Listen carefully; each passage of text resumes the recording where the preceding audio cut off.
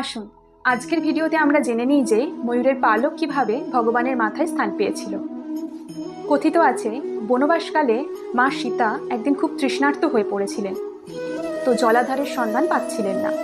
সেমতো অবস্থায় একটি ময়ূর সেখানে উপস্থিত হয়েছিল ও ময়ূরটি বলেছিল যে আমি আমার পেখম থেকে একটা একটা করে পালক ছাড়তে ছাড়তে যাব, সেই পথ অনুসরণ করবে এবং জলাধারের সন্ধান পাবে।